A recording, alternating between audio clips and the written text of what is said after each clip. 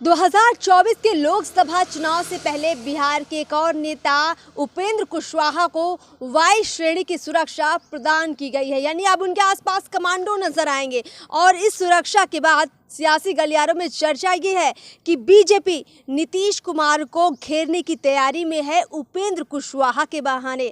सब कुछ आपको बताएंगे, थोड़ा इंतजार करिए। नमस्कार, मैं अर्पिता और आप देख रहे हैं पब्लिक ओपिनियन। सबसे पहले आपको ये बता देते हैं कि उपेंद्र कुशवाहा जो कि जदयू में जो है संसदीय बोर्ड के अध्यक्ष थे और विधान परिषद के सदस्य थे, लेकिन जब पूरा विवाद बढ़ा तो उन्होंने पार्टी से इस्तीफा दे दिया। उसके बावजूद देखिए स्ट्रैंड रोड, पटना में स्ट्रैंड रोड है जहाँ पर उपेंद्र कुशवाहा को ये सरकारी आवास मिला था और अभी भी सुरक्षा की दृष्टि से कह सकते हैं ये आवास उनसे नहीं लिया गया है। वहीं पर हम लोग मौजूद हैं और यहाँ चारों तरफ अभी भी उनके नाम के बैनर, पोस्टर लगे हैं। सब कुछ यहाँ पर लगा हुआ है वैसे ही जैसे कि जब वो विधान परिषद के सदस्य थे। तो देखिए अभी होली का त्यौहार था तो शायद अभी ये सारी प्रक्रिया नहीं हो पाई थी। हो सकता है आगे ये प्रक्रिया होगी, उनका जो सरकारी आवास है, सरकारी कार्यालय है, वो उनसे ले लिया जाएगा। लेकिन थोड़ा आपको ये बता देते हैं कि उपेंद्र कुशवाहा इस पूरी जगह पर जो रहते थे उनके बैनर, पोस्टर भरे पड़े हैं और इसमें जैसे लिखा हुआ है कि उपेंद्र कुशवाहा को लाएंगे, नया बिहार बनाएंगे। यानी उपेंद्र कुशवाहा पूरी तैयारी में, उन्होंने अपनी पार्टी बना ली है, नई पार्टी की घोषणा की है, राष्ट्रीय लोक जनता दल, और इसके जरिए वो सीधे तौर पर 2024 और 2025 की तरफ निशाना लगाने वाले हैं। चर्चा ये है कि कुशवाहा आने वाले समय में बीजेपी के साथ शामिल हो सकते हैं। अब देखिए बीजेपी सीधे मुकाबला कह सकते हैं नहीं कर रही, खुलकर नहीं आ रही, लेकिन बीजेपी पीछे से पूरी तैयारी कर रही, पूरी रणनीति बना रही। चर्चा ये भी है कि अगर उपेंद्र कुशवाहा, चिराग पासवान, मुकेश सहनी तीनों मिलकर एनडीए में शामिल होते हैं तो 2024 का जो लोकसभा चुनाव है उसमें बिहार की जो 40 सीटें हैं उनमें 13 सीटों पर इन्हीं तीनों की, जिन जातियों से ये तीनों नेता आते हैं उन्हीं का प्रभाव सबसे ज़्यादा है। यानी उपेंद्र कुशवाहा, चिराग पासवान, मुकेश सहनी जिन जातियों से आते हैं उनका वोट प्रतिशत बिहार में 27% है। यानी कि 27% जो वोट शेयर है वो उसमें 13 लोकसभा सीटें आती हैं। बीजेपी को सीधे सीधे फायदा हो सकता है अगर तीनों ये बीजेपी में यानी कि एनडीए गठबंधन में शामिल हो जाते हैं। अब दूसरी तरफ तस्वीर ये भी है कि कुशवाहा कह रहे हैं, उनकी आपत्ति ये है कि आप जो लगातार राजद का विरोध करके सत्ता में आए, अलग से जनता दल यूनाइटेड जो खड़ी होती थी अब राजद के साथ में है, तो एक जो जदयू का अस्तित्व था वो कहीं ना कहीं खत्म हो रहा है और राजद का ही अस्तित्व और उभर कर सामने आ रहा है। पार्टी की विलय की चर्चा भी जोरों शोरों से थी।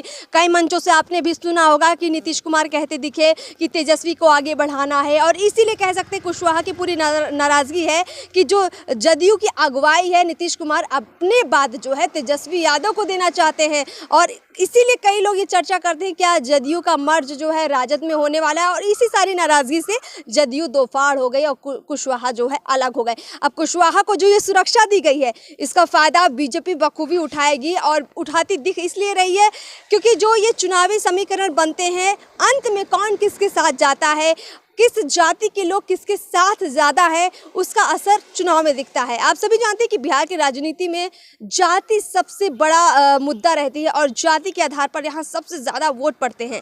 ये ठीक बिल्कुल नहीं है कि जाति आधार पर जो है वोटिंग हो, लेकिन समीकरण सारी पार्टियां इसी को देखकर बनाती हैं कि किस नेता को शामिल करना है, कौन नेता जा रहा है तो उसको नहीं मनाना है। मतलब जिस जाति का वोट प्रतिशत ज़्यादा है वही नेता बड़े पद पर आपको दिखेगा और ऐसे में ये माना जा रहा है कि जो कुशवाहा समाज के लोग हैं, जदयू को लगता था कि कुशवाहा समाज के बहुत सारे लोग उनके साथ जुड़े हैं, लेकिन जैसे ही अलग हुए उपेंद्र कुशवाहा, बहुत सारे लोगों को ऐसा लगा कि जदयू अब बहुत कमज़ोर हो गई है। आपको पता है कि पूरे बिहार में इस समय सबसे बड़ी पार्टी वैसे राजद है, विधायकों के मामले में बीजेपी दूसरे नंबर की पार्टी है और जदयू तीसरे नंबर की पार्टी, यानी सबसे कम विधायकों की संख्या जदयू के खाते में है और ऐसे में कुशवाहा के अलग होने से और भी ज़्यादा कमज़ोर हुई। लेकिन नीतीश कुमार कई मंचों से साफ तौर पर बोल चुके हैं कि कुशवाहा के जाने से उनको कोई फ़र्क नहीं पड़ता है, लेकिन जिस राजद के साथ नीतीश कुमार हैं उसी राजद के कह सकते हैं विधायक सुधाकर सिंह बहुत खुलकर बोलते हैं। अभी बजट सत्र चल रहा था उसमें भी सुधाकर सिंह नीतीश कुमार को घेरते नजर आए और जब जब उनको मौका मिलता है वो नीतीश कुमार को सबसे खराब मुख्यमंत्री बताते हैं, खराब व्यक्ति बताते हैं, बहुत तरह की टिप्पणियां करते हैं, लेकिन राजद की तरफ से ज़्यादा कुछ बड़ा एक्शन सुधाकर सिंह पर नहीं लिया गया है। ऐसे में कहीं ना कहीं नीतीश कुमार कमज़ोर होते दिख रहे हैं। कुशवाहा को श्रेणी की सुरक्षा मिल जाना, वायु श्रेणी की सुरक्षा मिल जाना, राजद के ही लोगों का नीतीश कुमार पर टिप्पणी करना, बीजेपी की तरफ से कोशिश करना कि चिराग पासवान और मुकेश सहनी इधर उधर नहीं जाएं। ऐसा लगता है कि 2024 की जो तैयारी नीतीश कुमार करना चाहते थे, जो प्रधानमंत्री पद के लिए वो कहीं ना कहीं उनके लोग उनको दावेदारी पेश करवाना चाहते थे, उस पे देखें तो चुनौती बहुत ज़्यादा है। नीतीश कुमार के लिए 24 इतना आसान नहीं है। सबसे बड़ी चुनौती तो है कि बिहार के अंदर ही सभी विपक्षी दलों को साथ मिलाना, और देश की तो बात ही छोड़ दीजिए, वो तो बहुत दूर की बात है। लेकिन बिहार के अंदर भी ऐसा लग नहीं रहा है कि नीतीश कुमार सबको एक मंच पर ला पाएंगे। हालांकि अभी वक्त है, हो सकता है कि वो कई कोशिशें करें और कुछ बड़ा हो जाए, लेकिन फिलहाल तो यही लग रहा है कि नीतीश कुमार कहीं ना कहीं कमज़ोर होते दिख रहे हैं और कुशवाहा उनको कहीं ना कहीं राजनीतिक तौर पर चिढ़ाते हुए भी नजर आ रहे हैं। ये पूरी समीक्षा आपके सामने रखी है, इस पर आपका क्या ओपिनियन है, आपको क्या लगता है बिहार की पूरी राजनीति पर, हमारे साथ ज़रूर शेयर करें, कमेंट बॉक्स में लिखिए। फिलहाल इस वीडियो में इतना ही, मुझे दीजिए इजाज़त, नमस्कार।